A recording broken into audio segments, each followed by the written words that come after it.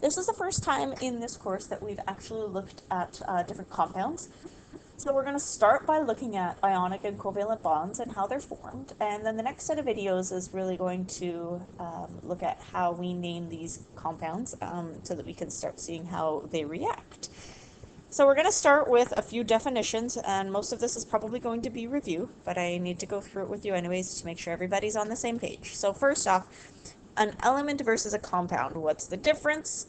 Basically, an element is what you find on the periodic table. It's a pure substance that cannot be broken down into simpler substances by chemical means, and it is composed of entirely one type of atom.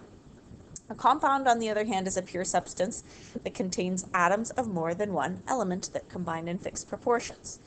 These atoms can bond together because the compound is more stable than the atoms were alone. And if you look on your periodic table, we've got a noble gas group in group 18, and they are elements that are very stable. And the reason why they're stable is because they have a full valence shell. They have 8 electrons. And this is something that all atoms attempt to do. So all atoms attempt to become more stable by achieving a full valence shell or a stable octet.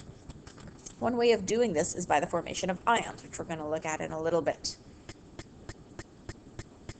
So I briefly mentioned that some elements are more stable in the form of a compound than all by themselves. So what does that mean, really, the stability of a compound?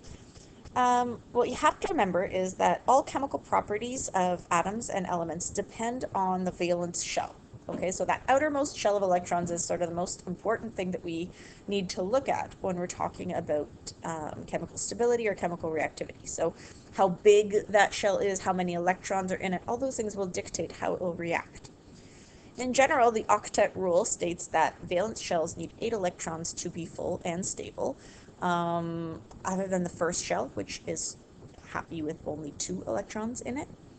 Transition metals, so those metals in the middle of the periodic table, from scandium over to zinc and then down on those in those groups, they have very complex electron configurations due to many more electron orbitals, and they don't follow the octet rule, and you're going to learn about those in grade 12. If you take grade 12 chemistry, then you sort of learn the rules for all those transition elements. But basically, they can have more than one stable electron configuration in their valence shell, which means that they can have more than one charge. So we'll look at that a little bit later as well. So let's start with ionic bonding. And again, this should be review, but just in case it's not, I'll explain it quickly here. An ionic compound is formed when one or more valence electrons is transferred, that's the key, from a metal to a nonmetal. So ionic bonds always happen between metals and nonmetals. So what happens is the metal ion becomes a cation.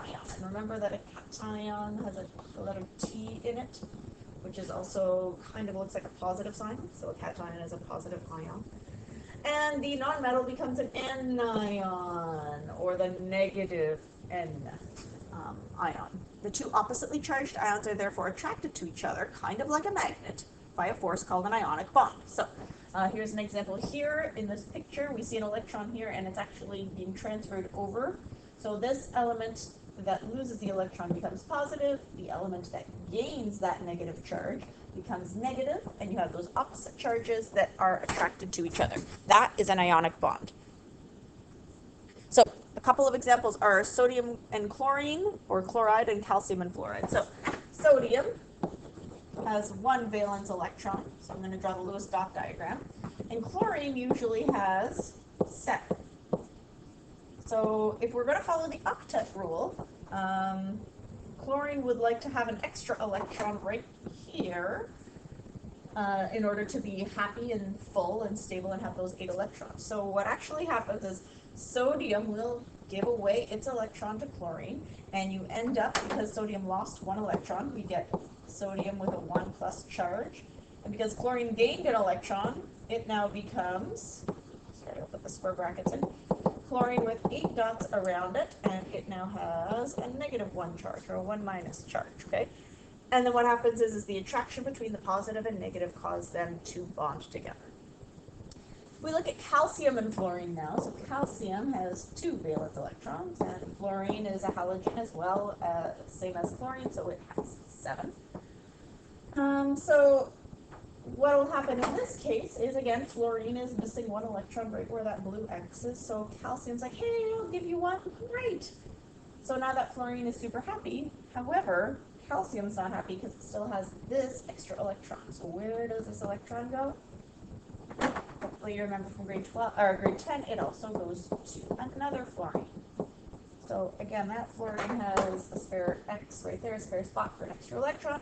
So calcium will actually give up 2 of its electrons, 1 to each fluorine atom. And so when we draw that, we end up with Ca with square brackets, and because it lost 2 electrons, now it's got a 2 plus charge.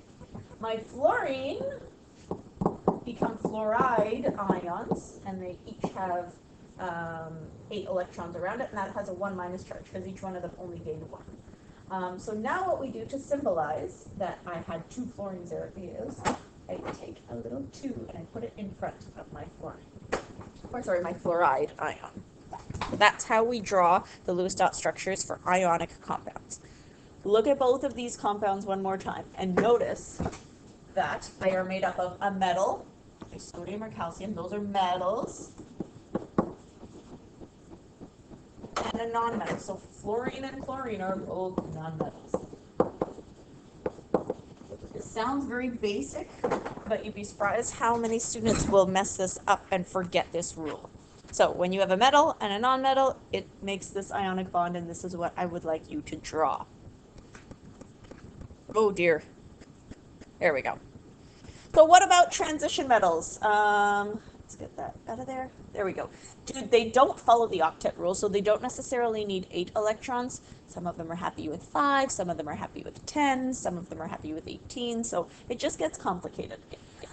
You're not expected to know what they will actually happen. I'll never ask you to draw them like we did on the last slide, but you're expected to be able to find the charge of a transition metal using your periodic table. So if you actually use your periodic table, they're all listed there for you. If you cannot find them, please call me over and I will definitely show you in class.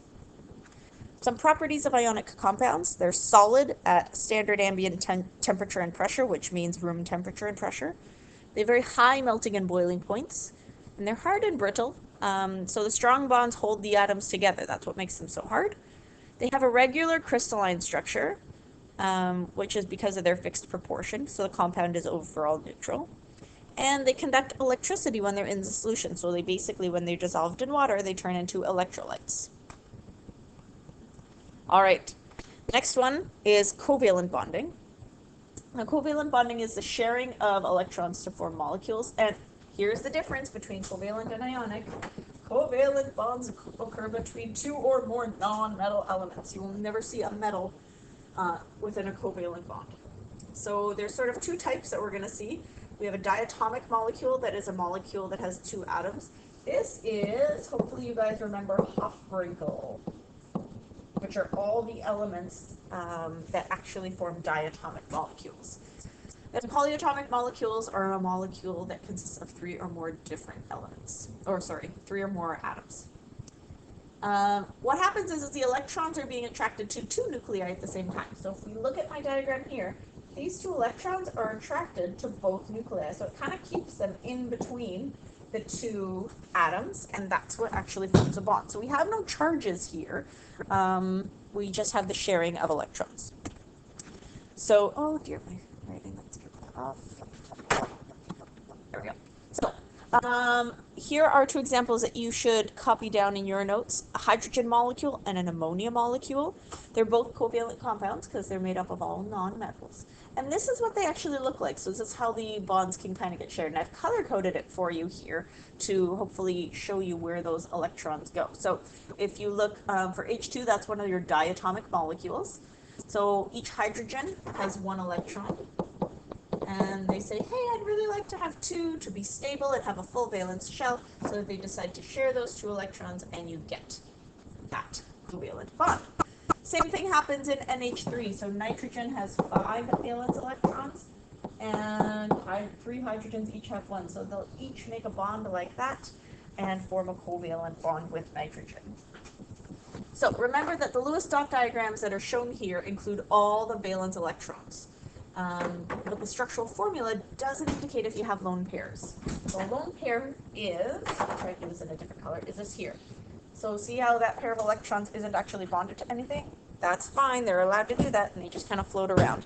But when I look at the formula, the structural formula doesn't necessarily show me that I have those lone pairs. All right, and again, let's get writing. Okay. So types of covalent bonds, this is probably a little bit new for you. You can have a single bond, which is one shared pair. You can have a double bond, which is actually two shared pairs of electrons. And usually when we have that, we show it with two lines, so something like that. Here, I should actually complete the molecule so it makes sense. So carbon dioxide actually has two sets of double bonds.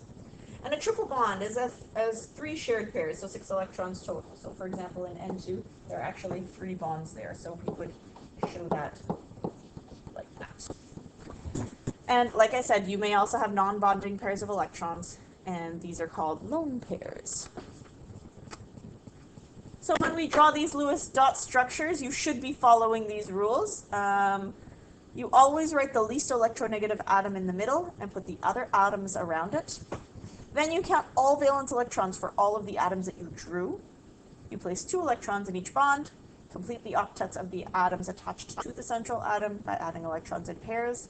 And if you still have electrons left over, you put them on the central atom, or if the central atom doesn't have an octet, you form double bonds or triple bonds. So this is how, so you can see the rules for drawing Lewis dot structures in covalent compounds are different than ionic compounds. So remember before we did the square brackets in the charges, now we're actually going to not do that and follow these rules. So, for example, CH4. Some of these are easy, and I did that on purpose. But anyway, so CH4, we start by putting the least electronegative, so that's carbon in the middle, and, or sorry, the first, other than hydrogen. Hydrogen is the exception. We never put hydrogen in the middle. That's terrible. So there we go. So carbon goes in the middle, and all 4 other atoms go around it. Now I have to count my valence electrons. So each hydrogen has 1 electron in its outermost shell, and the carbon has 4 electrons in its outermost shell. So I have 4 plus 1 plus 1 plus 1 plus 1, because I have 4 H's. Okay, so that equals a total of 8 electrons. So that is how many dots I have to draw in my diagram. I start by putting 2 in each bond. So I put 2 here, 1, 2, 1, 2, 1, 2, 1, 2. I've drawn 8 dots total, so I'm all done drawing my electrons, and my structure is complete. Okay, and that's a really simple one to do. So let's do one more. We'll do NH3, and I'll leave CO2 and ALH3 for you guys to do at home, and if you'd like, I can take them up in class. So NH3, again, we put N in the middle, and we put 3 H's around. Then we count our valence electrons. So in this case, I have 5 valence electrons in nitrogen. Oops, plus 1, plus 1, plus 1, because I have 3 hydrogens. There we go. So again, I've got 8 electrons. Oh, almost the same. That's okay. Start by drawing 2 electrons in each bond. So 1, 2, 3, 4, 5, 6. So I've drawn 6 electrons. I have 2 electrons left to draw. The rule is I put them on the central atom if I have extra electrons left over. So I'm going to put them here. Okay? The reason I didn't put them on any of the hydrogens, so I didn't put them up here, because hydrogen can only have 2 electrons in its outermost shell. Right? If something is something like oxygen that can have more electrons in its outermost shell, then you can place the electrons there. All right, couple more slides to go. Properties of covalent molecules. They can be gases, liquids, or soft solids at room temperature and pressure. They have low melting points and don't conduct electricity. So let's look at the bonding continuum now. So this was something that I'll probably have to explain a little bit more in class, but basically what it's saying is that if we have equal sharing of electrons, we end up with no partial charges, and therefore I've got a non-polar covalent bond. But sometimes we have differences in electronegativity, which leads to those partial charges that we discussed in the last video. That gives me a polar covalent bond, okay, which basically means that the bond is becoming, because we've got those partial charges, we're becoming a little bit more ionic. Then when we completely transfer those electrons we actually end up with an ionic compound.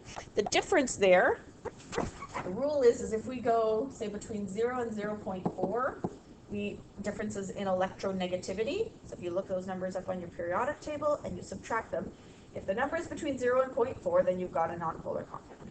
If it's between 0.4 and 1.7, you've got a polar covalent compound. And if it's greater than 1.7, then you've got an ionic compound. All right, nonpolar covalent bonding. In the hydrogen molecule, both atoms have the same electronegativity. So I'm going to go through this in a little bit more detail now. So the electrons are shared equally. This bond is called nonpolar. Okay, so this is what I was talking about. There's no partial charges. We have equal sharing of electrons, and therefore hydrogen is a nonpolar molecule. Polar covalent bonding is a little bit different. Okay, so for example, in water, oxygen is more electronegative. If you look it up on the periodic table, its value is 3.5. And so even though it's sharing electrons here and here with hydrogen, because it's more electronegative, it's going to hog those electrons more and pull it closer. That makes oxygen slightly negative and makes our hydrogen slightly positive. And I said this in class, the Greek symbol delta means partial. So we've got an unequal sharing of electrons. Oh my! Let's go back to that. There we go. So we've got an unequal sharing of electrons, and that results in a partial charge, okay? The difference between ionic and covalent, these pictures are, I think, a really good representation of the difference. Ionic compounds form repeating units. So, for example, NaCl has positive sodium ions and negative chloride ions, and they're all going to be attracted together, same way that magnets can kind of keep attracting together in sort of a big clump. But if you look at water, on the other hand, that's a covalent molecule, water is still going to be attracted because it's going to have partial charges, but it's not going to be as regular as an ionic compound. So basically, we have these molecules in water that form the basic unit, and we don't have a regular crystalline structure. All right, so here's what I was saying earlier, using electronegativity. If the difference in electronegativity between two atoms is greater than 1.7, the bond is ionic. If the difference in electronegativity is greater than 0 but less than 1.7, it should be 0.4. That's usually what textbooks say, but anyways, it's polar covalent, and if the difference is electronegativity is 0, then the bond is considered non-polar. All right, last slide. This is why oil and water don't mix. So basically what happens is it ends up being because of all these partial charges that I've been talking about. And this is the reason why oil and water don't mix. If I try and mix oil and water together, I get something. This is sort of here. This diagram is what the molecules would sort of look like. So I've got water molecules, and they're all dispersed between these oil molecules here, these sort of yellow molecules. So just going to erase those. So what will happen is if you try to mix them together, they will sort of all blend, but then if you let it sit, eventually the oil and the water separate. And that's because these partial charges here, so this partially positive charge will be attracted to this partially negative charge. So again, those are going to attract to each other. And then the same thing here. This molecule of water here is going to attract there, and it's actually going to start, you can start to see, and this isn't looking super great because of my red arrows, but you can see how the water molecules are actually starting to push out those oil droplets. And that's why oil will end up separating itself from water. All right, if you understood everything in this video, you should be able to define or explain all of these key terms on this slide. So have a look at them, and if there's anything that you're not sure of, that could be an easy question that you ask in class. So for example, Miss, I don't understand the difference between a single, a double, and a triple bond. So if you have any questions, we'll take them up in class, and that is all.